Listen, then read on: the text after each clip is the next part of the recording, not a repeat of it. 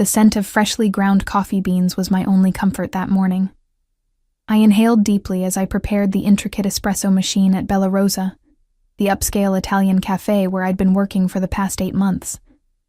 My fingers trembled slightly as I tamped down the grounds, a result of another sleepless night spent worrying about rent, about Dad's medical bills, about everything that seemed to be crumbling around me. "Emma, table 7 needs their breakfast order," Sophia called out, her voice betraying the stress of the morning rush. "I'll be right there," I replied, glancing at my watch, 6 hours into my double shift, and my feet already ached in protest. But I couldn't complain. This job and the tips it provided were all that stood between me and eviction. The cafe was unusually busy for a Wednesday. Men in expensive suits occupied most tables, their voices creating a constant murmur beneath the soft classical music playing overhead. I'd learned to move invisibly between them, a ghost delivering their sustenance before disappearing again. That's what they preferred, service without having to acknowledge the server. I was arranging a tray with our signature espresso when the atmosphere in the room shifted. The constant chatter fell to a whisper, then to nothing at all. The hair on the back of my neck stood up, a primitive warning system alerting me to a predator's presence. When I turned, I saw them enter. 3 men, impeccably dressed, moved with purposeful strides through the cafe. 2 flanked the third, their eyes constantly scanning the room, hands positioned for easy access to whatever weapons they undoubtedly carried beneath their tailored jackets. But it was the man in the center who commanded the space, who seemed to pull all the oxygen from the room with each measured breath. He couldn't have been older than 35, with sharp features that seemed carved from marble.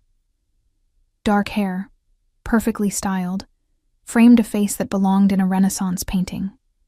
Beautiful, but in the way that inspires fear rather than comfort. His suit, charcoal gray and obviously custom-made, draped over his broad shoulders like armor. But it was his eyes that froze my blood, deep amber, almost golden in the morning light, and utterly devoid of warmth. They moved deliberately across the cafe, assessing, claiming.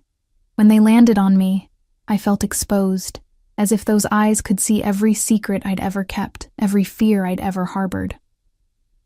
I dropped my gaze immediately, focusing on the coffee cups before me. My heart hammered against my ribs as I heard the distinct sound of chairs being pulled out at table 9, our best table, always reserved though rarely occupied. "Emma," Sophia hissed, appearing at my side. Her face had lost all color. "That's Alessio Moretti," the name hung in the air between us, weighted with unspoken implications. Everyone in the city knew of the Moretti family, though they were spoken of only in whispers. They controlled everything from the docks to City Hall, their influence extending like an invisible web across our lives. Alessio had taken over after his father's mysterious death 3 years ago, and rumors of his ruthlessness preceded him like a shadow. "Take this to them," Sophia instructed, placing a small tray of biscotti beside my coffee cups. "And for God's sake, don't make eye contact." My legs felt like lead as I approached their table. The 2 men, bodyguards I assumed, watched my approach with cold, calculating eyes. I set down the complimentary biscotti with trembling hands. "Good morning, gentlemen. Welcome to Bella Rosa. Can I get you anything to start?" I was surprised by how steady my voice sounded, betraying nothing of the fear coursing through my veins. "Espresso," one of the guards answered curtly. 3. I nodded and turned to leave, relief washing over me at the simplicity of the exchange. But then his voice stopped me, low, smooth, and somehow more terrifying for its softness. "Who makes the coffee here?" I turned back slowly. Alessio Moretti was looking directly at me, his amber eyes intent. Up close, I could see the faint scar that ran along his jaw, the only imperfection in his otherwise flawless face. "I do, sir," I answered, my throat suddenly dry. His eyebrow arched slightly. "You? Not the owner?" "Mr. Ricci trained me personally, sir. He says I have a gift for it." Why had I added that? I wanted to bite my tongue off. Something flickered across his face. Amusement, perhaps, or curiosity. We'll see. I retreated to my sanctuary behind the espresso machine, my hands shaking so badly now that I had to take a deep breath before attempting to prepare their order. I could feel his eyes on me as I worked, burning into my back like twin flames. The espresso needed to be perfect. Something told me Alessio Moretti was not a man who tolerated imperfection. I selected the freshest beans, ground them to precise consistency, and extracted the espresso with methodical care, producing 3 cups with perfect crema on top. When I returned to their table, I placed each cup down gently, saving his for last. Without meaning to, I glanced up and found him watching me, those amber eyes unreadable. I quickly looked away. He picked up the cup, inhaled the aroma with closed eyes, then took a sip. The moment stretched into eternity as I waited, barely breathing. "This," he finally said, setting the cup down with precision, "is exceptional." "Thank you, sir," I murmured, relief flooding through me. "Your name?" The question caught me off guard. "Emma. Emma Foster." Emma. The way he said my name sent a shiver down my spine, like he was tasting it, claiming it somehow. "You'll bring our coffee personally from now on." It wasn't a request. I nodded and backed away, returning to the safety of the counter.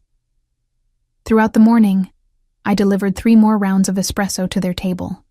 Each time, Alessio watched me with that same inscrutable expression, saying nothing but observing everything. They left at precisely 11:30, leaving behind a tip that equaled a week of my usual earnings. I should have been ecstatic, but something about the encounter left me deeply unsettled. "You've been marked," Sophia whispered, as we watched their sleek black car pull away from the curb, a bulky driver navigating it into the flow of traffic. "God help you, Emma." I laughed nervously. "Don't be dramatic. He just liked the coffee." But deep down, I knew she was right. Something had changed that morning. Some invisible thread had been woven between my life and Alessio Moretti's, and I had no idea what it might mean. 2 days passed, and I began to believe I'd imagined the significance of the encounter. The Moretti men didn't return to the cafe, and life resumed its exhausting routine. I worked my shifts, counted my tips, paid what bills I could, and fell into bed each night too tired to even dream, until Friday evening, when everything changed again. I was closing up alone, Mr. Ricci having left early for his grandson's birthday dinner. The last customers had gone, leaving behind empty cups and crumpled napkins for me to clear away. Outside, rain pelted against the windows, distorting the streetlights into watery halos. I hummed quietly to myself as I wiped down tables, looking forward to going home and soaking my aching feet. The soft chime of the door made me turn, ready to apologize and explain we were closed. The words died in my throat when I saw him standing there, raindrops glistening in his dark hair. Alessio Moretti had returned, this time alone. We're closed, sir," I managed to say, clutching my cleaning cloth like a shield. He stepped further into the cafe, closing the door behind him. Without his guards, he should have seemed less intimidating. He didn't. "I know," he replied simply, removing his wet coat and hanging it on the rack by the door with elegant precision. Beneath it, he wore a crisp white shirt, the top buttons undone, revealing a glimpse of tanned skin and what looked like the edge of a tattoo. I came for the coffee. His gaze traveled around the empty cafe before settling on me, and to see if it was really you who made it so exceptional. My heart fluttered against my ribcage like a trapped bird. "Mr. Ricci is gone for the evening."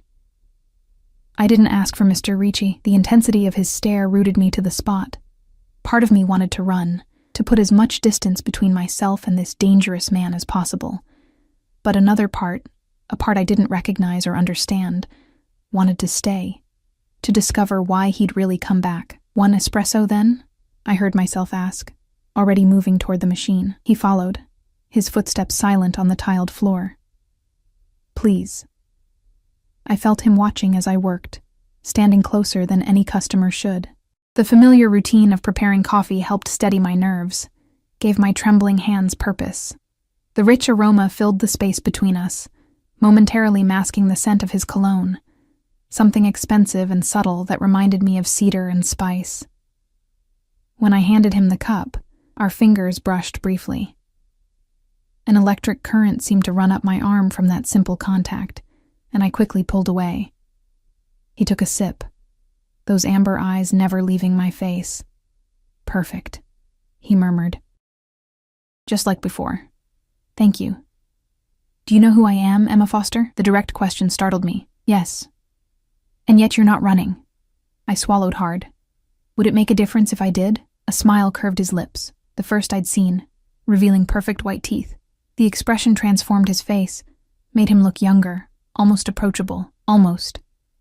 Smart girl, he said softly. Tell me, why is someone like you working 2 shifts at a cafe? You're educated. I can tell by the way you speak. You're obviously intelligent. The fact that he knew I worked double shifts sent a chill through me. He'd been asking about me. Life doesn't always go as planned, I answered carefully. My father's medical bills, well, we do what we must. Something flashed in his eyes, recognition perhaps. Yes, we do. He finished his espresso and set the cup down with deliberate care. I have a proposition for you. Fear and curiosity warred within me. What kind of proposition? I'm hosting a dinner tomorrow evening. Important guests. I want you to make the coffee. To oversee all the beverages, actually. I stared at him in confusion. You want me to cater your dinner party? I'm willing to pay $5,000 for 1 evening of your time. The figure hit me like a physical blow. $5,000 would cover 3 months of Dad's treatments. It would give me breathing room, a chance to catch up on rent, maybe even sleep through the night without financial nightmares. Why me? I asked, suspicion creeping in. Men like Alessio Moretti didn't offer that kind of money without expecting something in return. He gestured to the espresso cup. Because you make exceptional coffee, and I accept nothing less than exceptional in my home. He reached into his pocket and withdrew a business card, placing it on the counter between us. My address. Be there at 6 tomorrow evening. I made no move to take the card. And if I say no? That smile again, sharper this time. You won't. He was right, and we both knew it. The need for that money outweighed any reservations I might have had. Still, I couldn't just acquiesce immediately. Some remaining shred of pride demanded resistance. I have conditions, I said, surprising myself with my boldness. His eyebrow arched again. Do you? I'll make coffee and oversee beverages only. Nothing else. Understanding dawned in his eyes, followed by something that looked almost like offense. I'm not in the habit of paying for something else, as you put it. My proposition is exactly as stated. I felt my cheeks flush with embarrassment. I'm sorry, be there at 6, he interrupted, turning toward the door. Wear something appropriate for a formal dinner. As he reached for his coat, a sudden gust of wind rattled the cafe's windows. The storm outside had intensified, rain now coming down in sheets. Do you have a ride home? He asked suddenly, glancing at the deluge. I blinked at the unexpected question. I usually take the bus. He made a sound of disapproval. In this weather? At this hour? I don't have many alternatives. He pulled out his phone, typed something brief, then returned it to his pocket. My driver will take you home when you're finished here. That's not necessary. It wasn't an offer, he cut in, his tone brooking no argument. The car will be waiting. With that, he shrugged into his coat and moved toward the door. Before leaving, he paused, turning back to fix me with those unsettling amber eyes one last time. Don't disappoint me tomorrow, Emma Foster. The words hung in the air between us, both promise and warning. Then he was gone, stepping out into the storm and disappearing into the night like a phantom. Only the business card on the counter, heavy stock, embossed with his name and an address in the most exclusive part of the city, proved he had been there at all. I finished closing the cafe in a daze, my mind racing with questions and second thoughts. As promised, a sleek black car waited at the curb when I emerged, the same bulky driver from before holding an umbrella to escort me from the door. As I settled into the luxurious leather back seat, dry despite the raging storm, I realized I had made a terrible mistake. I had just agreed to enter the lion's den willingly, with nothing but a flimsy promise of payment as protection. But what choice did I really have? The money would save my father. It would save me. Where to, miss? The driver asked, his eyes meeting mine briefly in the rearview mirror. With a deep breath, I gave him my address, watching through the rain-streaked window as he pulled away from the curb, taking me home, but also driving me inexorably toward whatever fate awaited me tomorrow in Alessio Moretti's world. The next day passed in a blur of anxiety and preparation. I called Mr. Ricci to request the evening off, inventing a family emergency. The lie tasted bitter on my tongue, but I couldn't tell him the truth. That I was about to enter the home of the most dangerous man in the city for a sum of money that equaled 2 months of my salary. By 5 o'clock, I stood before my tiny bathroom mirror, barely recognizing the woman reflected back at me. I'd spent the afternoon transforming myself with the only formal dress I owned. A simple black sheath I'd worn to my mother's funeral 3 years ago. The dark fabric hugged my curves modestly, falling just below my knees. Professional enough for a caterer, elegant enough for a high-end dinner party. At least I hoped so. I'd pulled my usually unruly auburn hair into a neat chignon, applied subtle makeup to enhance my green eyes, and borrowed a pair of my roommate Jess's pearl earrings. The overall effect was adequate. Nothing that would turn heads, but presentable enough not to embarrass myself. "You're just making coffee," I reminded my reflection, trying to calm the butterflies swarming in my stomach. "Just coffee? Then you take the money and leave." The buzzer rang precisely at 5:30.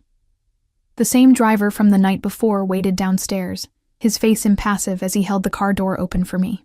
"Good evening, miss," he said with a slight nod. "Good evening," I replied, sliding into the back seat. "I'm Emma, by the way." He glanced at me in the rearview mirror, surprise flickering briefly across his stoic features. "Marco," he offered after a moment's hesitation. We drove in silence through the city, moving from my modest neighborhood with its crumbling apartment buildings and corner bodegas toward the affluent hills that overlooked the bay. As we climbed higher, the houses grew larger and farther apart, hidden behind ornate gates and dense hedges. Marco finally turned onto a private road that wound through manicured grounds. At its end stood Alessio Moretti's home, though mansion would be more accurate. The Mediterranean-style villa sprawled elegantly across the hilltop, its cream-colored walls glowing warmly in the early evening light. Fountains flanked the circular driveway, their gentle splashing creating a serene welcome that belied the nature of the man who lived here. "We're here, miss," Marco announced, pulling up to the imposing front entrance. I stepped out, clutching my small handbag like a lifeline. "Thank you." Before I could approach the massive double doors, one swung open to reveal a stern-faced woman in her 50s, dressed in a simple but elegant black uniform. "Miss Foster," she greeted me, her accent thickly Italian. "I am Mrs. Russo, Mr. Moretti's housekeeper. Please, follow me." She led me through a grand foyer with soaring ceilings and marble floors into a kitchen that would have made professional chefs weep with envy. Gleaming copper pots hung above a massive center island. State-of-the-art appliances lined the walls, and floor-to-ceiling windows offered a breathtaking view of the city below, now twinkling with early evening lights. "Mr. Moretti has instructed that you are to oversee all beverages tonight," Mrs. Russo explained, gesturing to an impressive espresso machine that looked like it belonged in a high-end cafe. "Coffee service will follow dessert. Until then, you will assist with wine service and other refreshments." I nodded, taking in the machine with appreciation. "How many guests?" 12, including Mr. Moretti. "Very important people." Her expression conveyed the gravity of the situation. "Everything must be perfect. I understand." She showed me where everything was stored: the imported coffee beans, the delicate espresso cups, the crystal glassware for the various wines that would accompany dinner. As we worked, the kitchen staff moved around us in choreographed precision, putting final touches on elaborate appetizers. "When will Mr. Moretti arrive?" I asked, attempting to sound casual. Mrs. Russo gave me a curious look. "He is already here, in his study. He does not like to be disturbed before guests arrive." I exhaled slowly, relieved for the temporary reprieve from those intense amber eyes. For the next hour, I familiarized myself with the equipment and helped the staff prepare. The atmosphere grew increasingly tense as 7 o'clock approached, everyone keenly aware that their employer accepted nothing short of perfection. The first guests arrived precisely at 7. From the kitchen, I could hear the murmur of voices, the clink of glasses, soft classical music wafting from hidden speakers. Mrs. Russo directed me to help serve aperitifs, expensive champagne poured into crystal flutes arranged on silver trays. I moved carefully among the guests, offering champagne and collecting empty glasses. They were exactly as I'd imagined. Men in custom suits with hard eyes and false smiles, women draped in designer dresses and glittering with diamonds. The air was thick with expensive perfume, cigar smoke, and the unmistakable scent of power. I kept my eyes downcast, playing my role as invisible server, but I could feel curious glances from some of the men. New staff were always scrutinized in this world, I imagined. One man in particular, older, with silver-streaked hair and a predatory smile, let his fingers brush against mine as he took a champagne flute.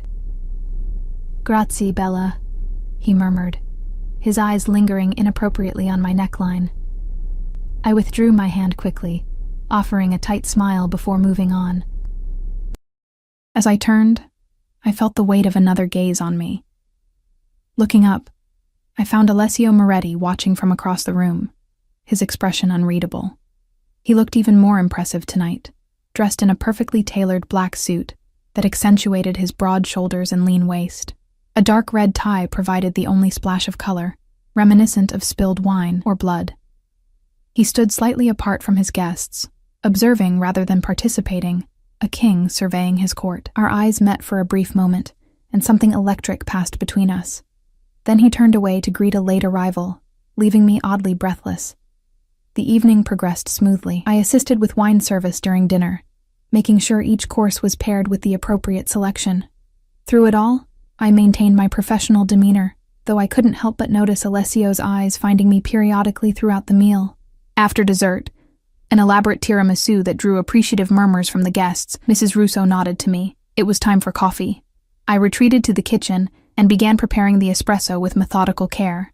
The familiar routine calmed my frayed nerves, allowing me to focus completely on creating the perfect extraction.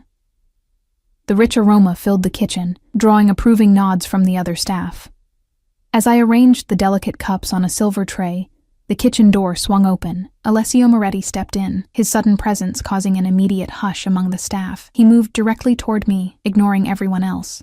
"Mr. Moretti," Mrs. Russo greeted him, surprise evident in her voice. "Is everything satisfactory?" "Perfectly so," he replied without looking at her, his eyes fixed on me. "I came to see how our special barista is doing." The other staff exchanged curious glances, clearly wondering who I was to warrant such attention. "The coffee is ready, sir," I said, gesturing to the tray. He stepped closer, inhaling the aroma. "Excellent. Bring it out yourself. 1 cup at a time." I frowned slightly. 1 at a time? "Yes." His tone left no room for argument. "I want each guest to experience it properly." It was an unusual request, but I nodded agreement. As he turned to leave, he added, "And Emma? Stay afterward. I'll have something for you." The promised payment, I assumed, trying to ignore the slight shiver his words sent down my spine.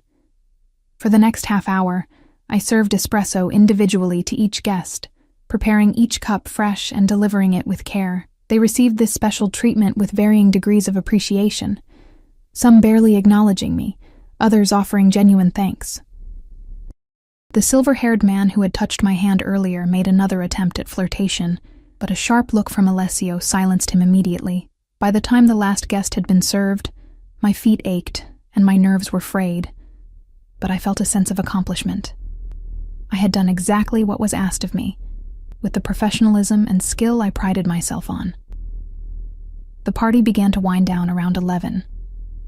Guests departed in pairs and small groups, chauffeured away in luxury cars that purred like contented predators in the night. I helped the kitchen staff with initial cleanup, waiting for Alessio to summon me. "Miss Foster," Mrs. Russo appeared at my elbow. "Mr. Moretti will see you now, in his study." She led me through the quiet house, past rooms filled with art that probably cost more than I would earn in a lifetime, to a heavy wooden door at the end of a long hallway. She knocked once, then opened it without waiting for a response. "Miss Foster, sir," she announced, then stepped aside to let me enter. Alessio's study was exactly what I would have expected.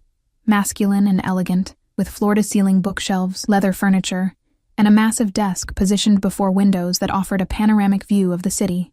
A fire crackled in a stone fireplace, casting dancing shadows across the room. He stood with his back to me, gazing out at the twinkling lights below. He'd removed his suit jacket and loosened his tie, giving him a slightly more relaxed appearance, though no less dangerous. "Your guests seem to enjoy the coffee," I said, breaking the silence. He turned, those amber eyes reflecting the firelight. "They did. You performed admirably. Thank you. If that's all, I should probably stay." He moved to a sideboard and poured 2 glasses of amber liquid from a crystal decanter. "Have a drink with me." It wasn't a request. I accepted the glass he offered, the warmth of his fingers brushing against mine momentarily. "Sit," he said, gesturing to one of the leather armchairs by the fire. I perched on the edge of the chair, sipping the expensive whiskey carefully. It burned pleasantly down my throat, warming me from the inside. Alessio sat opposite me, studying me with unnerving intensity. "Tell me something, Emma. What would you do if you didn't have to worry about money anymore?" The question caught me off guard. I don't understand. It's a simple question. If financial concerns were eliminated, how would you spend your life? I considered this for a moment, wondering why he cared. I'd finished my degree, I suppose. I was studying literature before my father got sick. Literature. He smiled slightly. "You want to be a writer? A professor, actually. I love teaching." The whiskey and the fire had relaxed me enough to speak honestly. There's something magical about opening someone's mind to new ideas, new worlds. He nodded, seeming genuinely interested. "And what happened to your mother? You mentioned your father's illness, but not her." The direct question about my family sent a wave of unease through me. How much did he already know about me? "Cancer," I answered simply. 3 years ago. Something like understanding flickered in his eyes. "I lost my mother young as well." This unexpected glimpse of shared experience made him suddenly seem more human. I had to remind myself who he was, what he was. "Mr. Moretti." "Alessio," he corrected. "Alessio," I repeated, the name feeling strange on my tongue. "It's getting late and I should—" "You'll find an envelope on the desk," he interrupted, gesturing behind me. "Your payment, as agreed." I turned to see a thick manila envelope on the corner of his desk. Standing, I moved to take it, relief washing over me at the thought of the financial breathing room it would provide. "Thank you," I said, slipping it into my handbag. He rose as well, moving closer than necessary. "I have another proposition for you." My guard immediately went up again. "What kind of proposition?" "I want you to come work for me, permanently." I stared at him in confusion. As your barista?" A smile played at the corners of his mouth. "As my personal assistant, the position pays $15,000 a month, plus benefits, including comprehensive medical coverage that would take care of your father's treatments." The figure stole my breath away. It was more money than I could imagine. And the mention of medical coverage for Dad. How did he know so much about my situation? "Why me?" I asked, suspicion creeping in. "You don't know anything about my qualifications." "I know more than you think," he replied, his voice low. "I know you graduated top of your class before dropping out to care for your father. I know you work harder than anyone at that cafe. I know you're intelligent, observant, and discreet, all qualities I value." A chill ran down my spine. He'd been investigating me. What would this job entail exactly? I asked cautiously. Managing my schedule, handling correspondence, organizing events like tonight's dinner. Essentially, making my life run smoothly. He took a step closer, close enough that I could smell his cologne. "You would live here, in the staff wing. Your father could receive treatment at the Kingston Private Hospital, the best oncology department in the state." The offer was too perfect, too tailored to my desperate situation. There had to be a catch, and what else would you expect of me? I asked bluntly, meeting his gaze. His eyes darkened. "Only what I've outlined. Despite what you may have heard about me, Emma, I don't force women into my bed. When I take a woman to my bed, she comes willingly." Heat rushed to my face at his directness. "I should go," I said, stepping back. He made no move to stop me. "Think about my offer. I need an answer by Monday. And if I decline?" His expression remained neutral. Then we part ways, and you keep tonight's payment as agreed. I didn't believe it would be that simple. Men like Alessio Moretti weren't accustomed to hearing no. Marco will drive you home, he said, moving to the door and opening it for me. Good night, Emma. I walked past him, careful not to let our bodies touch. Good night, Mr. Moretti. Alessio, he corrected again, his voice following me down the hallway. Marco was waiting by the front entrance, car keys in hand. The drive back to my apartment was silent, my mind racing with thoughts of Alessio's proposition. It was too good to be true, and yet the alternative was watching my father suffer while I drowned in medical debt. When we reached my building, Marco opened my door and handed me a business card. Mr. Moretti's private number, he explained. He asked me to give this to you. I took it hesitantly. Thank you, Marco. Miss Foster, he said as I turned to leave, his voice suddenly earnest. Mr. Moretti he's not always what people think. Just consider his offer carefully. I studied his face, wondering about his relationship with Alessio. How long have you worked for him? 15 years. Since he was just a teenager, there was unmistakable loyalty in his voice. I nodded, tucking the card into my bag alongside the envelope. Good night, Marco. Inside my apartment, I counted the money with trembling hands. $5,000 exactly as promised. I sat on my bed for a long time afterward, the business card with Alessio's number burning a hole in my pocket. What kind of life would it be? Working for a man like him, being at his beck and call, living in his home, surrounded by his world of power and danger. The money would solve my immediate problems. But at what cost to my soul? I fell into a restless sleep, dreaming of amber eyes watching me from shadows. The next morning, I woke to a text from an unknown number. Consider this a down payment on your future. Kingston Hospital, 10 a.m. Your father has an appointment with Dr. Reeves. I sat bolt upright, staring at my phone in disbelief. Alessio had already arranged for Dad to see one of the top oncologists in the country, without my consent. Anger and gratitude warred within me as I dressed quickly and rushed to call my father. He answered on the third ring, his voice weak but excited. Emma, sweetheart, the strangest thing happened. The Kingston Hospital called this morning. They have an opening with a specialist and all the paperwork's been taken care of. Insurance. Everything. They said it was arranged by some foundation. My hands tightened around the phone. That's wonderful, Dad. I'll meet you there, okay? I arrived at the hospital to find my father already being treated like royalty. The staff whisked him away for tests while I waited in a private consultation room, my thoughts a jumbled mess. The door opened, and I expected to see Dr. Reeves. Instead, Alessio Moretti walked in, impeccably dressed in another custom suit, his presence immediately filling the space. You had no right, I said, anger winning out over gratitude. No right to make decisions about my father's care without my permission. He remained calm in the face of my fury. Would you have preferred I wait while you deliberated? Time is precious when it comes to cancer treatment, Emma. That's not the point, I insisted, even as I recognized the truth in his words. You're manipulating me. He stepped closer, his amber eyes intense. I'm offering you a solution to your problems. There's a difference. Why? I demanded, desperation in my voice. Why me? Why go to all this trouble for someone you barely know? Something shifted in his expression.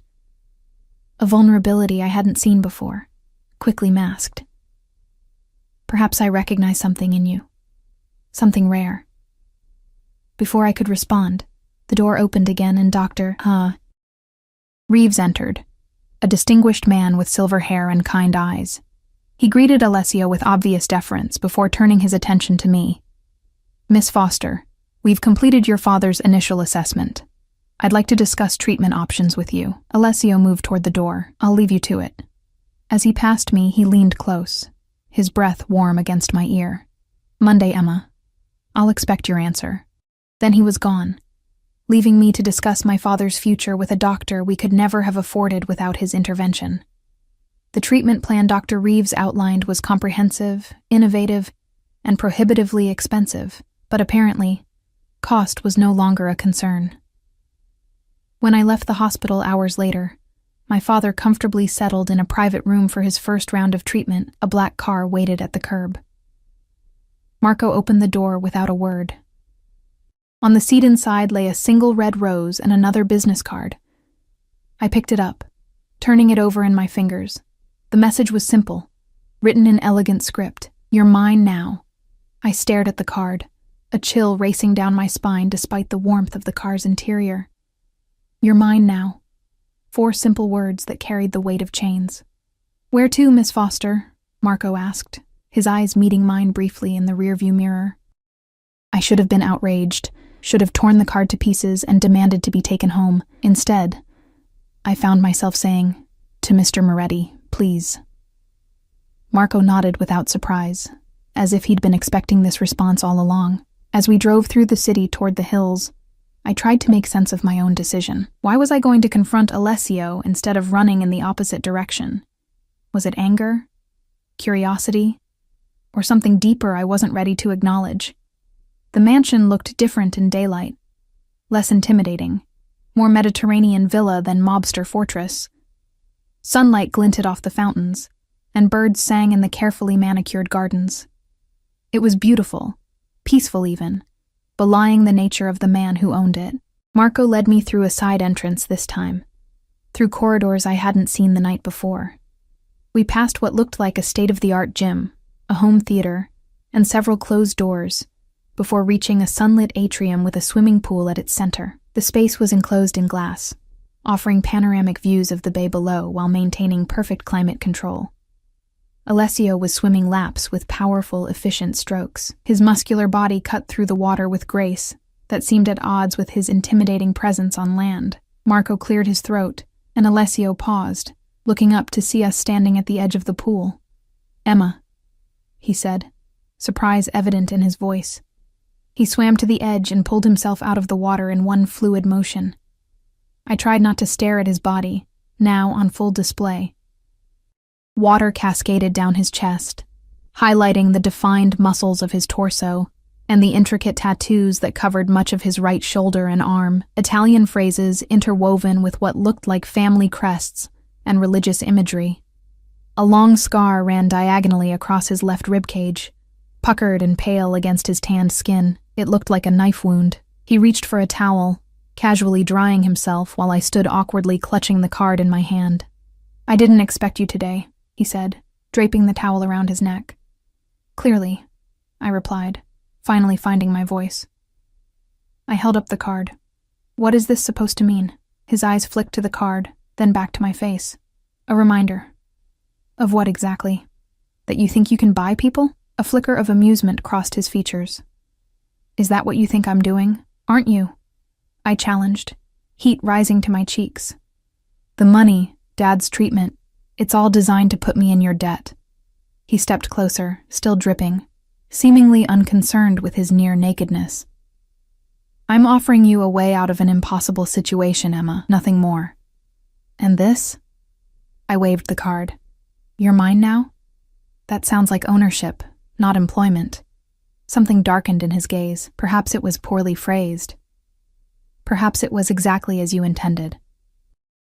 We stared at each other, tension crackling between us like static electricity. I was acutely aware of his physical proximity, of the droplets of water still clinging to his skin. "Let me change," he said finally, breaking the standoff. "We'll talk in my study." He gestured to Marco, who had been standing discreetly by the entrance. "Show Miss Foster to the terrace and get her something to drink. I'll join her shortly." Marco led me through the house to a stunning outdoor terrace overlooking the bay. Comfortable seating was arranged around a fire pit, and flowering vines climbed elegant trellises, providing dappled shade from the midday sun. The view was breathtaking, the city spread out below, the blue water of the bay stretching to the horizon.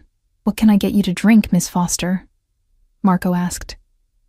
"Just water, please," I replied, sinking onto one of the cushioned chairs. My legs felt suddenly weak, the adrenaline of confrontation draining away. As Marco left to fetch my water, I took deep breaths, trying to organize my thoughts. What was I doing here? What did I hope to accomplish? And why did my heart race every time Alessio looked at me with those intense amber eyes? The terrace door slid open, and Alessio emerged, now dressed in casual linen pants and a crisp white shirt unbuttoned at the collar. His hair was still damp, curling slightly at the nape of his neck. He looked younger, more approachable like this, though no less dangerous. He sat across from me, stretching his long legs out before him. Marco returned with 2 glasses of water, setting them on the table between us before disappearing back into the house. "Your father is comfortable?" Alessio asked, breaking the silence. The genuine concern in his voice caught me off guard. "Yes, doctor. Reeves says the new treatment protocol has a high success rate for his type of cancer." "Good." He took a sip of water. "Dr. Reeves is the best. Why are you doing this?" I asked, the question that had been burning in me since the hospital. The truth this time, not some vague line about recognizing something in me. Alessio studied me for a long moment, as if deciding how much to reveal. "You remind me of someone," he said finally. "Someone I couldn't save." The admission surprised me. "Who?" "My sister." Pain flashed across his face, there and gone so quickly I might have imagined it. She was diagnosed with leukemia at 16. My father, he refused certain treatments on religious grounds. By the time I could legally intervene, it was too late. I hadn't expected this vulnerability, this glimpse of very human pain. "I'm sorry." He shrugged, the casual gesture at odds with the emotion I'd glimpsed. "It was a long time ago, so this is—" "What? Redemption? Call it what you want," he replied. "The fact remains that I can help your father in ways you can't. All I'm asking in return is your service." "Service," I repeated, the word tasting strange on my tongue. "As your assistant." "Yes." "Nothing more?" His eyes darkened. "I told you before, I don't force women. But you expect me to eventually warm to your bed," I said bluntly. "That's part of the unspoken arrangement, isn't it?" He leaned forward, his gaze intense. "What happens between us will be based entirely on mutual desire, Emma. Nothing more, nothing less." Heat bloomed in my chest at his words, at the implication that he desired me. It was madness. He was dangerous, powerful, everything I should be running from. And yet, "I need time to think," I said, looking away from the intensity of his stare. "You have until Monday," he reminded me. "But know this. Your father's treatment will continue regardless of your decision. That's not conditional." The statement should have relieved me, but instead, it only deepened my confusion. If he wasn't using Dad's health to manipulate me, what game was he playing? "Why the card then?" I asked. "Why you're mine now if you're not trying to own me?" A smile played at the corners of his mouth. "Perhaps I was testing you. Testing what? Whether you'd run or confront me." His smile widened slightly. "You didn't disappoint." Before I could respond, the terrace door opened, and Mrs. Russo appeared. "Pardon the interruption, Mr. Moretti, but Mr. Cavallaro has arrived for your meeting." Alessio's expression hardened instantly, the glimpse of humanity I'd been granted vanishing behind his usual mask of control. "Tell him I'll be there momentarily." Mrs. Russo nodded and withdrew. Alessio stood, buttoning the cuffs of his shirt with precise movements. "Business calls," he said. "Marco will drive you home." I rose as well, suddenly aware of how presumptuous I'd been, showing up unannounced at his home. "I'm sorry for interrupting your day." "Don't be." He stepped closer, close enough that I could smell the clean scent of his soap. "I'm glad you came." Without warning, he reached out, his fingertips brushing a strand of hair from my face with surprising gentleness. The brief contact sent electricity through me, leaving my skin tingling. "Monday, Emma," he said softly, his voice a caress. "I'll expect your answer." Then he was gone, striding purposefully back into the house, leaving me breathless and more confused than ever. On the drive home, I tried to make sense of everything I'd learned. The glimpse of personal tragedy, the pain he'd revealed about his sister, complicated my image of him. Could a man who built an empire on violence and fear also be capable of compassion? And why did the thought of working closely with him, of living in his home, fill me with both trepidation and anticipation? The weekend passed in a blur of hospital visits and restless nights. Dad responded well to the initial treatment, his spirits lifting for the first time in months. I couldn't bring myself to tell him about Alessio's proposition or the source of his miraculous medical care. Instead, I let him believe the story about a charitable foundation, guilt gnawing at me with each grateful smile he gave me. By Monday morning, I still hadn't reached a decision. I dressed mechanically for my shift at the cafe, my mind elsewhere as I served the usual morning customers their coffees and pastries. Mr. Ricci noticed my distraction, asking twice if I was feeling ill. Just tired, I assured him, forcing a smile. The morning rush had just subsided when the cafe door opened, admitting a gust of cool air and the last person I expected to see. Alessio Moretti stood in the doorway, alone this time, dressed impeccably in a gray suit that probably cost more than 6 months of my rent. The cafe fell silent as he crossed to the counter, every eye following his movement. Even Mr. Ricci seemed frozen in place, recognition and fear flashing across his normally jovial face. "Emma," Alessio greeted me, his voice carrying in the hushed space. "I've come for your answer." I stared at him in disbelief. "Now?" "Here, now," he confirmed, glancing around the cafe with casual assessment. "Unless you'd prefer privacy," Mr. Ricci suddenly found his voice. "Emma, take your break," he urged, his eyes wide with alarm. "Use my office." I nodded gratefully, untying my apron with trembling fingers. "This way," I told Alessio, leading him through the swinging door into the back of the cafe, acutely aware of the stairs following us. Mr. Ricci's office was little more than a closet with a desk, but it offered the privacy we needed. I closed the door behind us, then turned to face Alessio, who seemed impossibly large in the cramped space. "You couldn't have called?" I asked, unable to keep the edge from my voice. "Now everyone will talk. Let them," he replied with casual dismissal. "Your time here is done anyway." His assumption ignited a flare of anger in me. "I haven't given you my answer yet, haven't you?" His amber eyes held mine, searching. "I can see it in your face, Emma. You've made your decision. Had I?" Even as I opened my mouth to protest, I knew he was right. The decision had been made the moment I saw my father's hope restored, perhaps even earlier, the first time those amber eyes had locked with mine. "Yes," I said finally, the word barely audible. "I accept your offer." Something flashed in his eyes. Triumph, satisfaction, perhaps even relief. "Good. When can you start?" "I need to give notice, at least a week." 2 days, he interrupted. "I'll compensate Mr. Ricci generously for the inconvenience." I wanted to argue but found I lacked the energy. This was my new reality now, Alessio Moretti making decisions, rearranging my life to suit his needs. I would have to choose my battles carefully. "Fine," I conceded. 2 days. "Excellent." He reached into his jacket and withdrew an envelope, placing it on Mr. Ricci's cluttered desk. "Your contract. Sign it today. A copy has already been sent to your email." I made no move to take it. "I'd like to read it first." A smile tugged at his lips, of course. I would expect nothing less. He turned to leave, then paused, his hand on the doorknob. "One more thing, Emma." "Yes?" "I'll have Marco pick you up at your apartment tomorrow evening. 7 o'clock. Dress formally." I frowned. "For what?" "Dinner," he said simply. "With me, to discuss the details of your new position." Before I could respond, he was gone, leaving only the envelope and the lingering scent of his cologne. Through the glass panel in the door, I watched him exit the cafe, nodding briefly to Mr. Ricci before disappearing into the street. My new boss.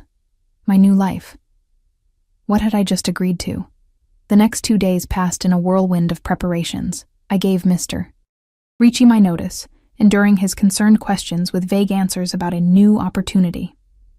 I visited Dad at the hospital, finding him improving steadily under Dr. Reeves's care. I packed my modest belongings, gave notice to my landlord, and said goodbye to my roommate Jess, who couldn't hide her concern when I explained I'd be moving into my employer's home. "Are you sure about this, Em?"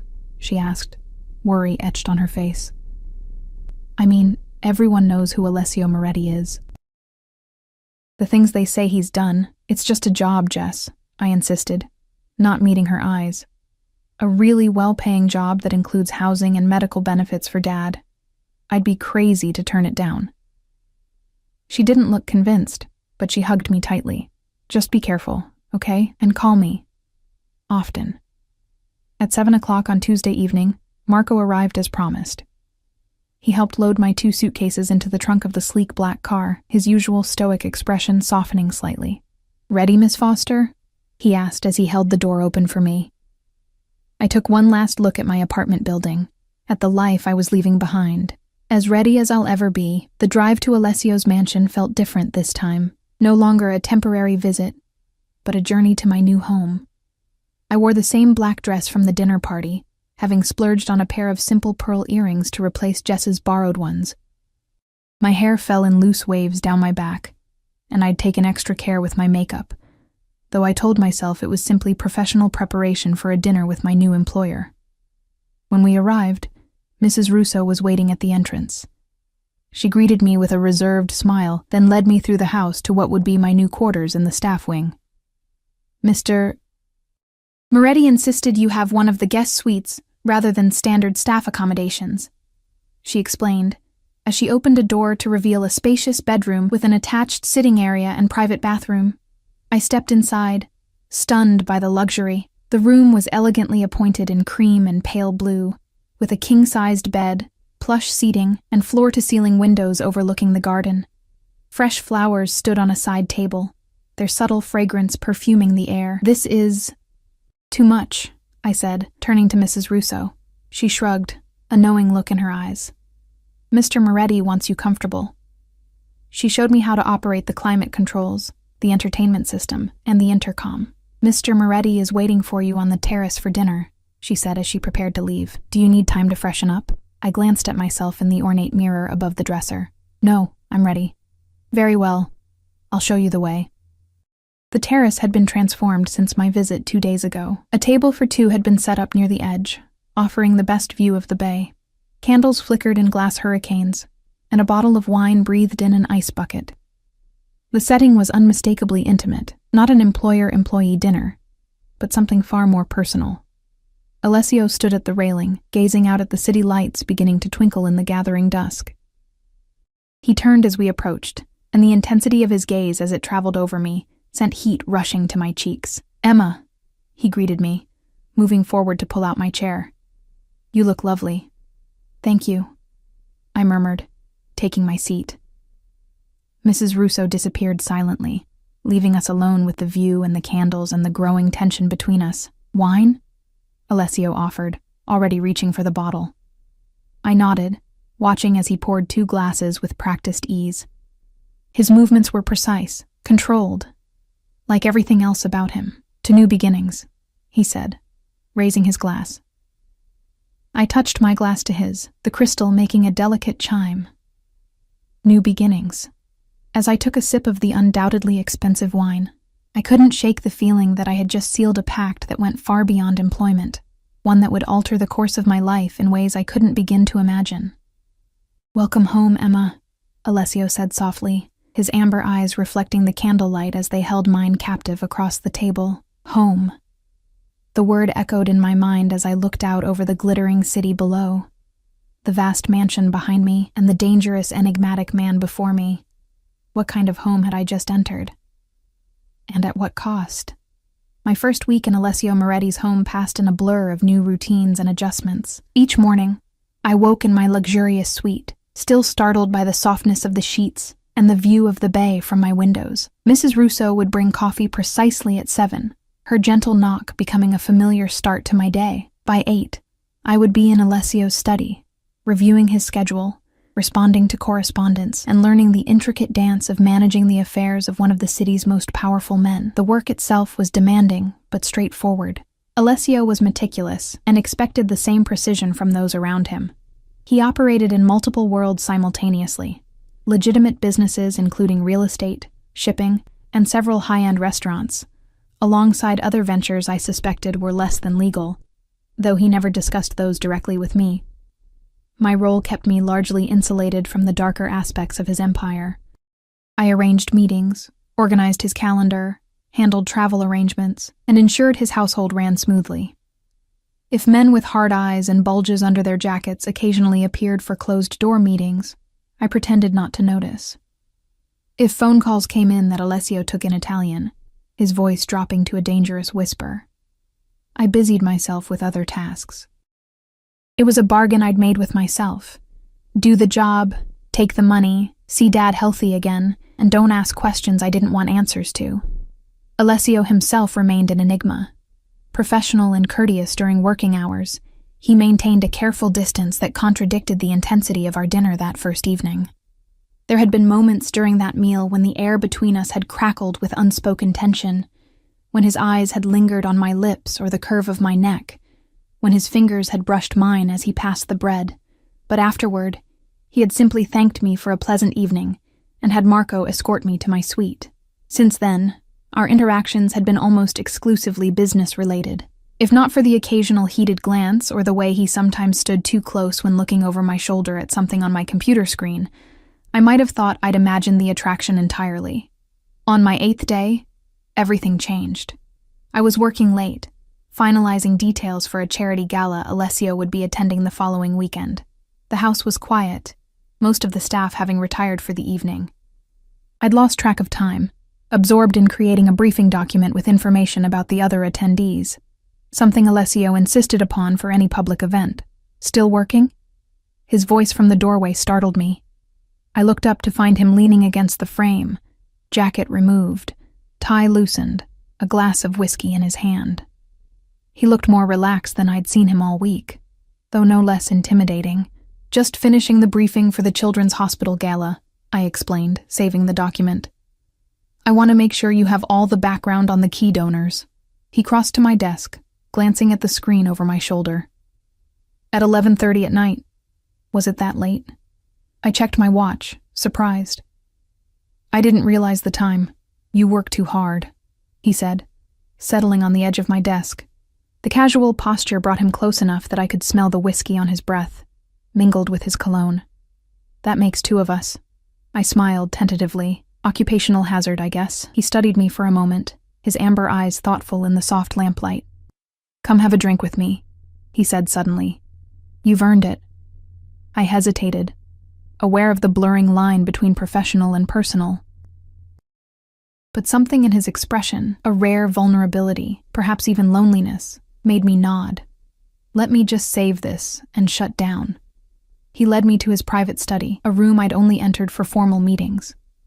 At this late hour, with just the 2 of us, it felt more intimate, the leather furniture gleaming in the warm light from the fireplace, the city twinkling below through the wall of windows.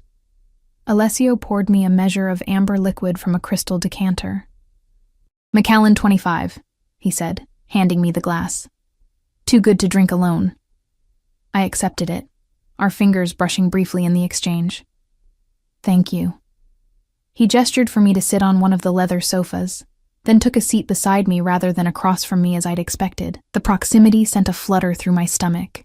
That had nothing to do with the whiskey. How are you settling in? He asked, his voice lower, more personal than his usual business tone. Well, I think. Everyone has been very kind. I took a sip of whiskey, letting the rich, smoky flavor roll across my tongue. Mrs. Russo seems to have adopted me. Alessio smiled, the expression softening his features. She's protective of everyone in this house, myself included. How long has she worked for you? She worked for my father first, then stayed on after... He paused, something darkening in his eyes. After I took over. The unspoken story hung in the air between us. I knew from rumors and whispered conversations among the staff that Alessio had ascended to power following his father's violent death, but no one seemed to know the exact circumstances. You've been to see your father? He asked, changing the subject. I nodded, grateful for the shift. 3 times this week. He's responding well to the treatment. Dr. Reeves is very optimistic. Good. His expression was genuinely pleased. I'm glad. Thank you, I said softly, for making it possible. Whatever your reasons, I'm grateful. He studied me over the rim of his glass. You don't trust my explanation. It wasn't a question. I met his gaze directly. I think there's more to it than you've told me. Perhaps. He shifted slightly, his knee brushing against mine, whether accidental or deliberate. The contact sent a shock of awareness through me. Does it matter? As long as your father gets well? I suppose not, I conceded. But you'd still like to know. His voice held a hint of amusement. You're curious about me. Heat rose to my cheeks at his directness. You're my employer. It's natural to want to understand who I'm working for. Is that all it is? Professional curiosity? The question hung between us, loaded with implication. I took another sip of whiskey, buying time, unsure how to navigate this dangerous territory. You're not what I expected, I admitted finally. No? His eyes never left my face. What did you expect? Someone colder, more ruthless. I hesitated, then added, less human. A smile played at the corners of his mouth. And what do you see instead? Someone complicated, I answered honestly. Someone with layers I don't understand yet. He leaned closer, the movement subtle but deliberate. Would you like to understand them? My breath caught in my throat. We had crossed into territory that was decidedly not professional, and I knew I should retreat, establish boundaries, remind him of our working relationship. Instead, I heard myself say, yes. Something sparked in his eyes, triumph, perhaps, or satisfaction. He reached out, his fingers brushing a strand of hair from my face in a mirror of his gesture from the day on the terrace. This time, though, his touch lingered, tracing the curve of my jaw with feather-light pressure. You fascinate me, Emma, he said, his voice dropping to a near whisper. From the first moment I saw you at that cafe. Something about you called to me. Why? I asked, the word barely audible. His thumb brushed across my lower lip, sending electricity coursing through my body. Your strength, your determination, the fire I see in your eyes when you're challenged. His gaze dropped to my mouth. Your beauty, which you seem entirely unaware of. I should have pulled away. I should have reminded him of our professional relationship, of the power imbalance between us, of all the reasons this was a terrible idea. Instead, I remained frozen, caught in the magnetic pull of his gaze, my body responding traitorously to his touch. The shrill ring of his phone shattered the moment. Alessio's expression hardened instantly as he checked the caller ID. He stood, putting distance between us. I need to take this, he said, all traces of intimacy gone from his voice. I nodded, relief and disappointment warring within me. Of course. I should get some sleep anyway. He answered the phone as I rose to leave, his voice shifting to rapid Italian, tension evident in his stance. At the door, I glanced back to see him staring out the window, one hand clenched at his side, power and danger radiating from him in palpable waves. This was who he really was, not the man who had just tenderly touched my face, but a man who moved in a world of violence and secrets. I had been foolish to forget it, even for a moment. Back in my suite, I pressed my fingers to my lips, still feeling the ghost of his touch. What game was he playing? And more disturbingly, why was I so willing to play along? Sleep eluded me that night, my dreams when they finally came filled with amber eyes and whispered promises. The next morning, Alessio was gone before I arrived at his study. Mrs. Russo informed me he had early meetings in the city and wouldn't return until evening. I tried to ignore my relief at the reprieve, focusing instead on my tasks for the day. Around noon, Marco appeared at my office door. Miss Foster, Mr. Moretti asked me to take you to lunch. I looked up in surprise. With him? No, miss. He had another engagement, but he thought you might enjoy Lucia's. It's his favorite restaurant. The gesture was thoughtful, if unexpected. I accepted, grateful for a break from the house and the chance to clear my head.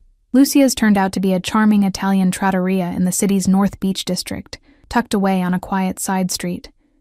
The maitre d' recognized Marco immediately and led us to a secluded table in the back, announcing that Mr. Moretti's special menu would be served. He comes here often? I asked Marco once we were seated. Marco nodded, his usually stoic expression softening. Since he was a boy, Lucia was his mother's cousin. The place is special to him. It was the most personal information Marco had ever volunteered about Alessio. Encouraged, I ventured, "How did you come to work for him?" Marco studied me for a moment, as if deciding how much to share. I was 19, in trouble with a rival family. Alessio's father offered protection, A job, he shrugged. I've been with the Morettis ever since. You're loyal to him, I observed. Not just as an employee. He's a good man, Marco said simply, then seemed to catch himself, in his own way. Before I could ask what he meant, the first course arrived, delicate arancini with truffle and parmesan, followed by handmade pappardelle with wild boar ragout, each dish more exquisite than the last. I found myself relaxing in the warm atmosphere, even sharing a laugh with Marco over his stories of Alessio as a young man. He was different then, Marco said, a faraway look in his eyes. Before his sister died, before his father. He trailed off, seeming to realize he'd said too much. I waited, hoping he would continue, but he changed the subject, asking about my father's progress instead. After lunch, rather than returning directly to the mansion, Marco drove me to the hospital at my request. Dad was sitting up in bed when I arrived, color in his cheeks for the first time in months. There's my girl, he greeted me, reaching for my hand. I was hoping you'd visit today. I spent an hour with him, carefully avoiding any mention of Alessio or my new living arrangements. I'd told Dad I'd taken an administrative position with a private firm, letting him assume I'd found my own apartment closer to work. The lies tasted bitter, but I couldn't bring myself to tell him the truth, that his recovery was being funded by one of the city's most notorious figures, and that I was now living in that man's house. When I returned to the mansion that evening, I found a note on my desk in Alessio's distinctive handwriting. Join me for dinner, 8 p.m. A. Simple, direct, not a request so much as an expectation. I considered declining, sending a message that last night's intimate moment had been a mistake.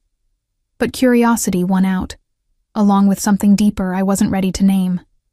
At 8, I made my way to the terrace, where we had shared our first dinner together. This time, there was no elaborate setup, just a simple table with candles and place settings for two. Alessio was already there, gazing out at the bay, a glass of wine in hand. He turned as I approached, his eyes moving appreciatively over my simple blue dress. You look lovely, he said, moving to pull out my chair. Thank you. I took my seat, hyper-aware of his proximity as he pushed in my chair. How were your meetings? Productive. He poured wine into my glass, but that's not what I want to discuss tonight. I took a sip of wine to steady my nerves. What do you want to discuss? He sat across from me, his amber eyes intent. Us. The directness shouldn't have surprised me. Alessio never seemed one for games or pretense, but it still caught me off guard. There is no us, I said carefully. I work for you. Is that all it is? He challenged, echoing his question from the previous night.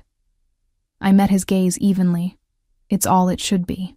Should, he repeated, a smile playing at his lips, but not what you want. What I want doesn't matter, I countered. The power dynamic between us makes anything else complicated. Life is complicated, Emma. He leaned forward, his voice dropping.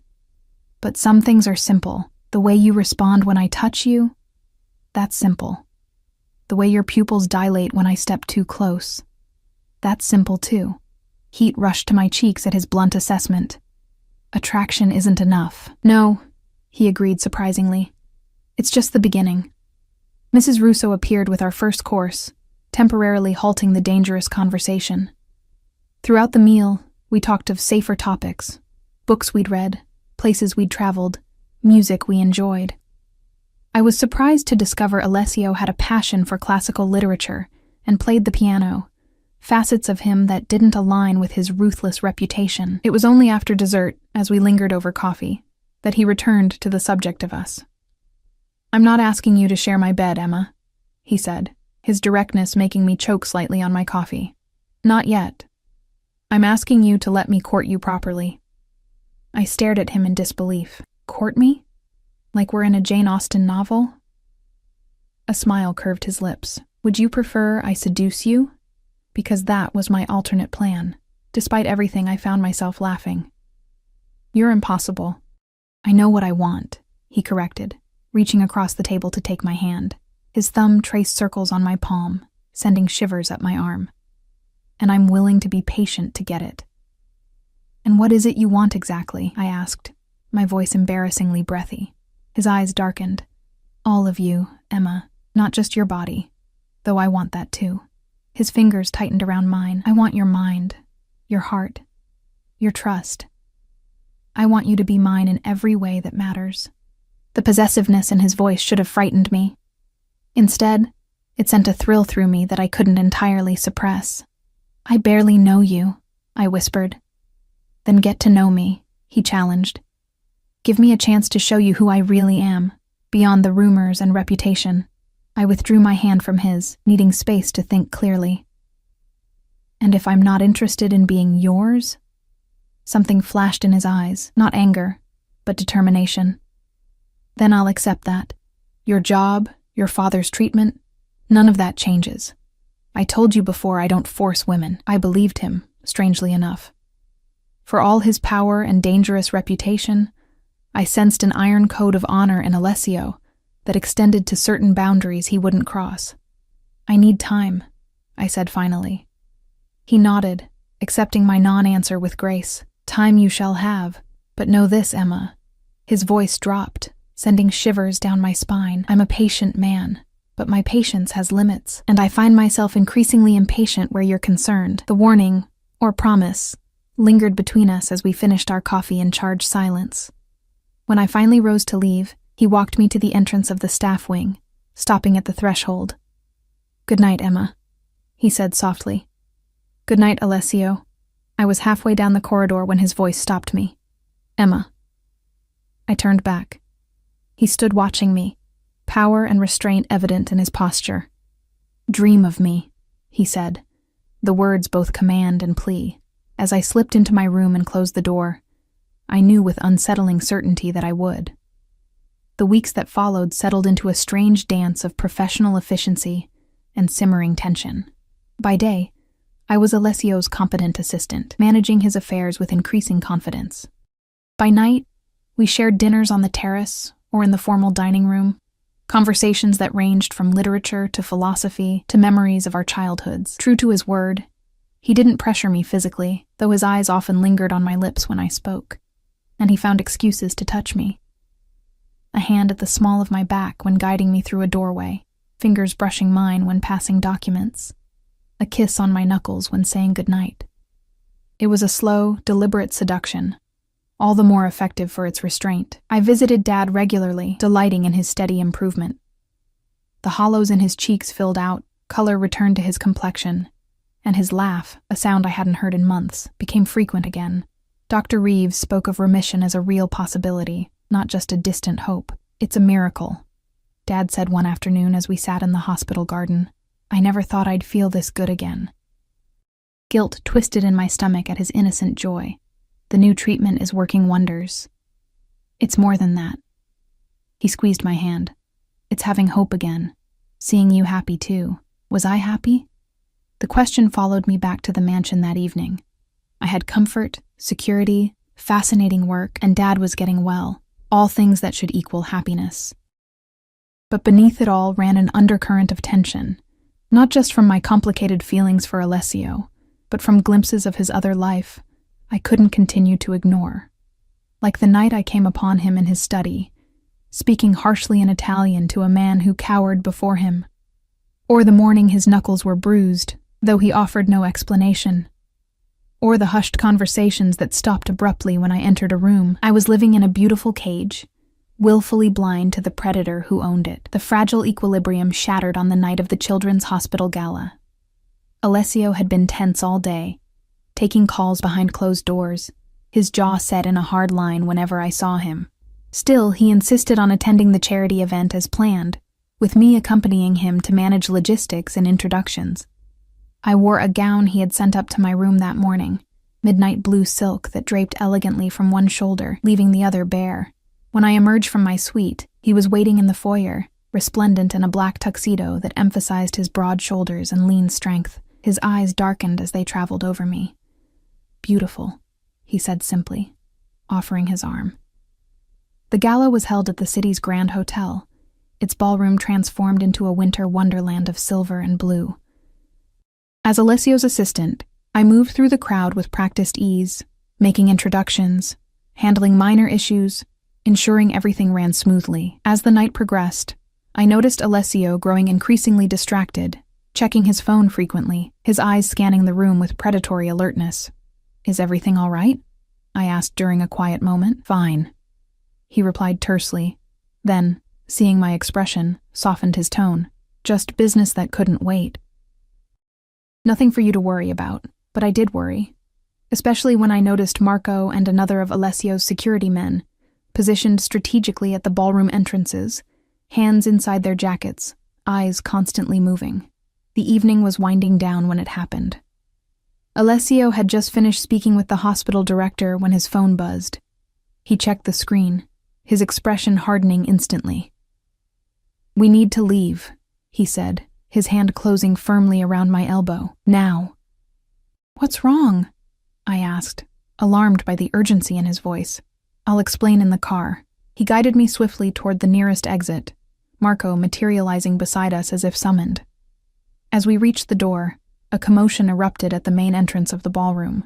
Shouting, then the sharp crack of what could only be gunfire. Screams filled the air as people dove for cover. Alessio's reaction was instantaneous.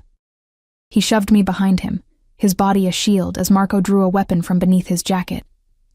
"Get her out," Alessio ordered Marco.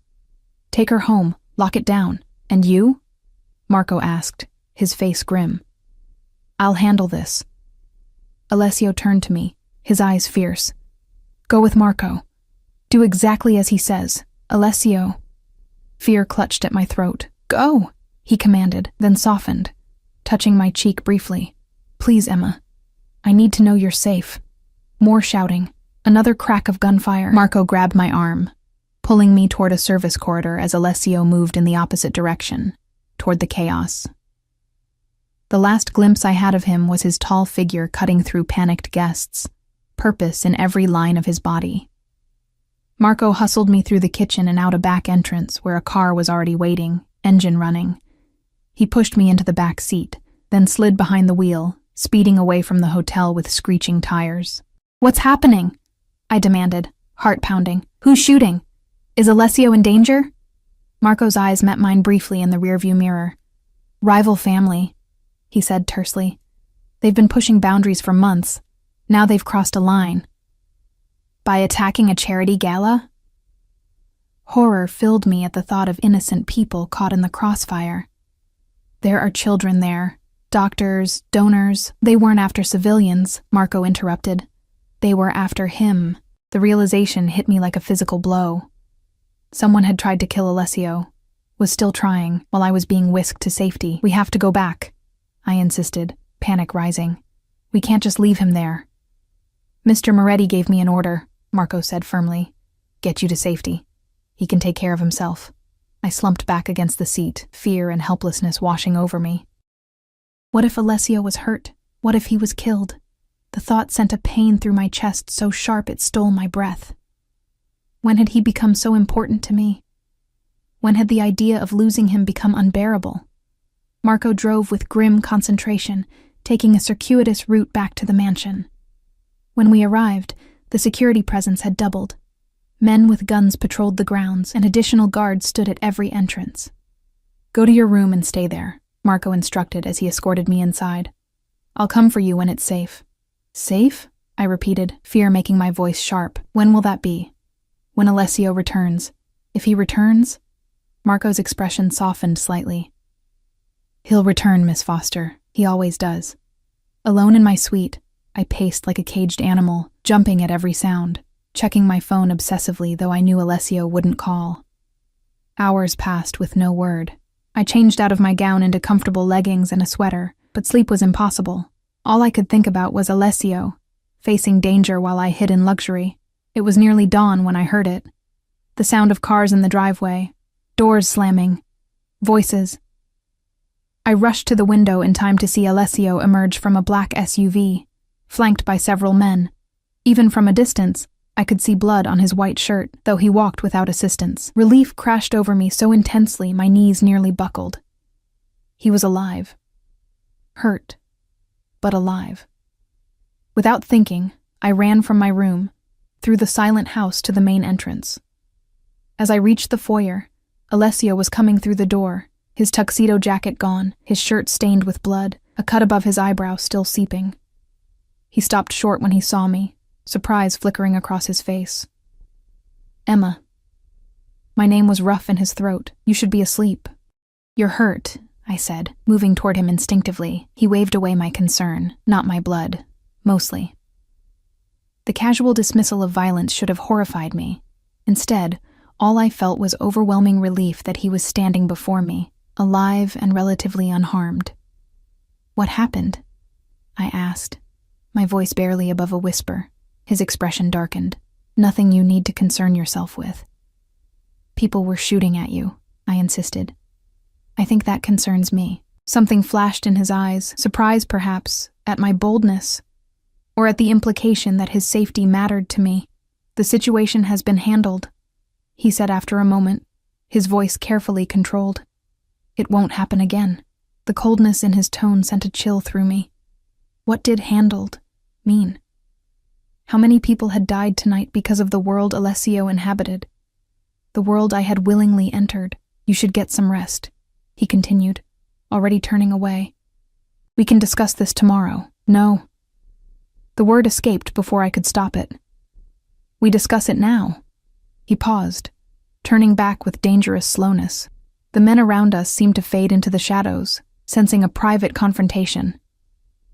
"You're giving me orders now?"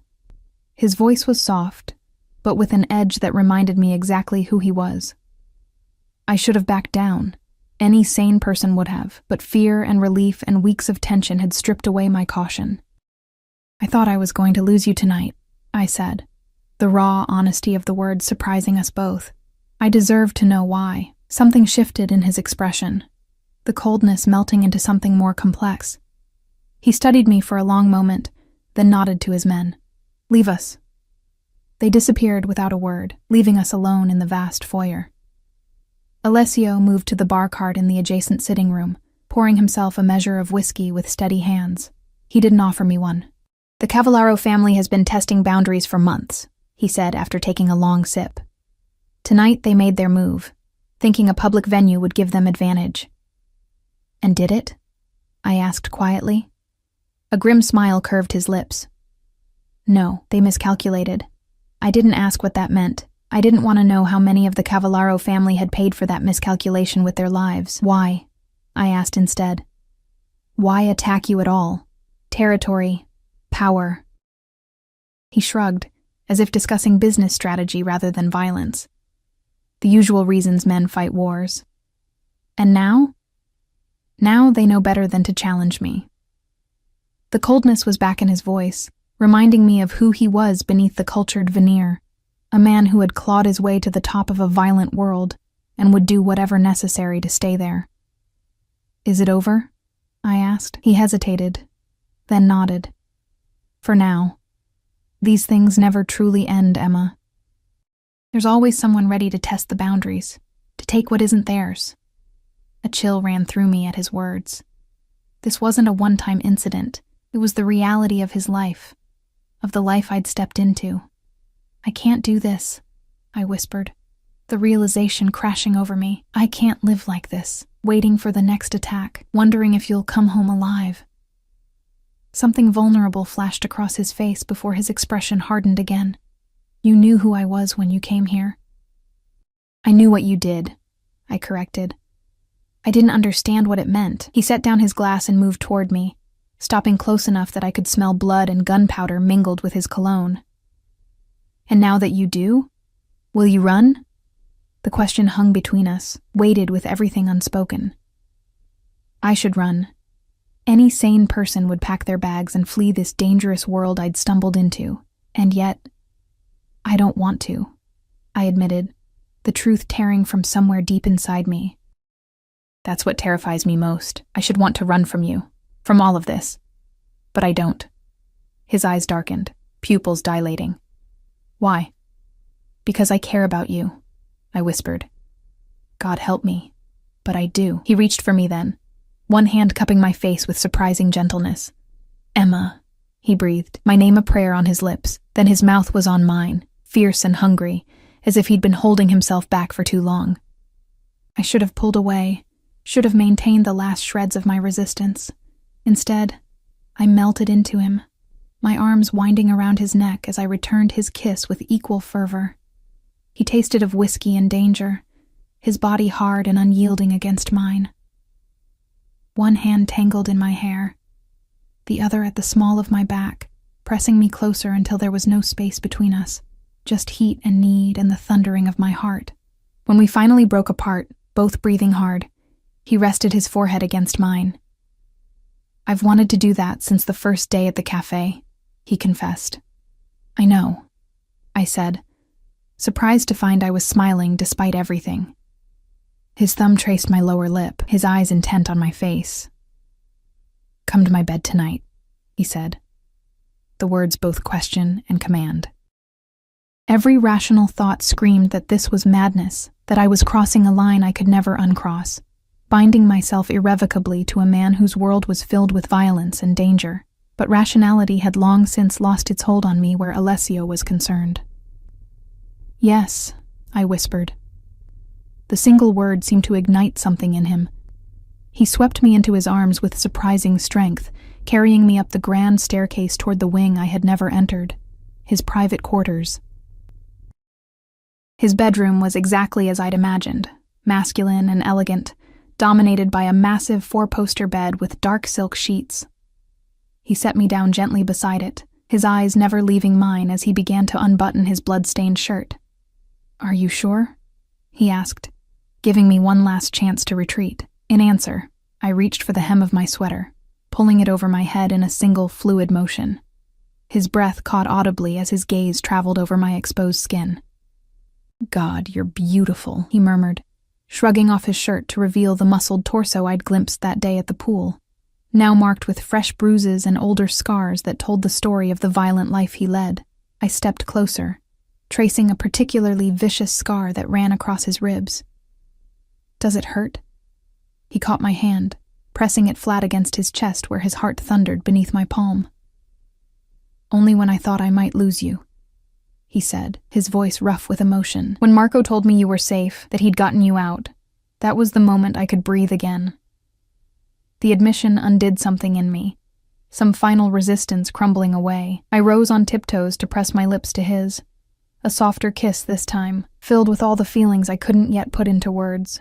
He responded with gentle restraint at first, as if afraid I might shatter in his hands. But as I pressed closer, my body making my intentions clear, the restraint gave way to hunger. His kisses grew deeper, more demanding, his hands moving over my body with increasing urgency. We fell onto the silk sheets together, clothing discarded, skin against skin, the last barriers between us dissolving in heat and need. He touched me with reverent hands, as if memorizing every curve, every sensitive spot that made me gasp. I explored him in turn, learning the geography of his body, the hard planes of muscle, the rough texture of scars, the places that made his breath catch when I touched them. When he finally moved over me, his weight supported on his arms, his amber eyes locked with mine, I felt as if I were falling into something I couldn't control, and no longer wanted to. "You're mine now," he whispered against my lips, echoing the words from the card that had once frightened me. "Say it, Emma. Say you're mine." In that moment, with his body poised above mine, I knew there was only one answer I could give. "I'm yours," I breathed. "And you're mine." Something fierce and possessive flashed in his eyes. "Yes," he agreed, sealing the vow with a kiss as our bodies joined at last. Afterward, we lay tangled in the silk sheets, my head pillowed on his chest, his fingers tracing lazy patterns on my bare back. Outside, dawn was breaking, painting the sky in shades of pink and gold visible through the wall of windows. "What happens now?" I asked softly, trailing my fingers along the tattoo that covered his right shoulder. He caught my hand, bringing it to his lips. "Now you stay with me, not as my assistant, but as my woman." "Your woman," I repeated, testing how the words felt. "That sounds very old-fashioned." A smile curved his lips. "I'm an old-fashioned man in some ways." "And your world?" I couldn't help asking. "The danger, the violence, that doesn't go away just because I'm in your bed." His expression sobered. "No, It doesn't, but I can protect you from it better if you're by my side rather than at arm's length. His arms tightened around me. I won't let anyone hurt you, Emma, ever. I believed him, strangely enough. Whatever else Alessio might be, I knew his protection was absolute for those he considered his. And I was undeniably his now. What about Dad? I asked. He can't know about this. I gestured between us, encompassing not just our physical relationship, but the entire dangerous world Alessio inhabited. Your father's treatment will continue regardless, he assured me. As for the rest, we'll figure it out together. He pressed a kiss to my forehead, one day at a time. It wasn't a perfect solution. There would be challenges ahead, navigating Alessio's dangerous world, keeping secrets from my father, figuring out who I was now that I had crossed this line. But lying in his arms as the sun rose over the bay, I felt something I hadn't experienced in a very long time: peace. 6 months later, I stood on the same terrace where Alessio and I had shared our first dinner, watching as Dad laughed with Marco by the grill. The sound of his laughter, strong, uninhibited, healthy, still made my heart swell with joy. Dr. Reeves had pronounced him in complete remission 2 weeks ago, though he would continue maintenance treatments for another year as a precaution. He still didn't know the full truth about Alessio, only that he was a successful businessman who had become an important part of my life. The less savory aspects of Alessio's empire remained hidden, a necessary deception I had come to accept as the price of our happiness. Arms encircled me from behind, and I leaned back into Alessio's familiar embrace. Happy? He murmured against my ear. I turned in his arms to face him, taking in the face that had become my home, the amber eyes that could still make my heart race, the strong jaw now relaxed in contentment, the mouth that knew exactly how to drive me wild. Yes, I answered truthfully. Despite everything, yes. His fingers brushed a strand of hair from my face, the gesture now achingly familiar. No regrets? I thought about the journey that had brought us here, from that first meeting at the cafe to the night of the gala that had forced me to confront the reality of his world. There had been difficult moments since then, times when the violence of his life had intruded on our happiness, when I'd questioned my choices, but through it all, his love had remained a constant, fierce and protective and true. No regrets, I said, rising on tiptoes to brush my lips against his. I'm exactly where I'm meant to be. He smiled against my mouth, the expression transforming his face into the private version only I got to see, the man behind the power, the vulnerability beneath the strength. Mine, he whispered. The word no longer a threat, but a promise. Yours, I agreed, sealing the vow with a kiss as the sun set over the bay, painting the sky in shades of amber that matched the eyes of the dangerous, complicated, beloved man who had claimed my heart. In the distance, Dad called for us to join him, his voice strong and vibrant, free from the weakness that had plagued him for so long. Alessio took my hand, interlacing our fingers as we walked toward the future we had chosen. Together, some might call it a devil's bargain, this life I'd embraced. Perhaps it was, but as I looked at Alessio, at the love shining in his eyes when he gazed at me, I knew I wouldn't have it any other way. In the end, we all make compromises for love. Mine had simply been more dramatic than most. I was Alessio Moretti's woman now, his heart, his peace, his home. And he was mine, in every way that mattered. For better or worse, in darkness and in light, we belonged to each other. And that, I had come to learn, was all that truly mattered in this dangerous, beautiful life we had built together.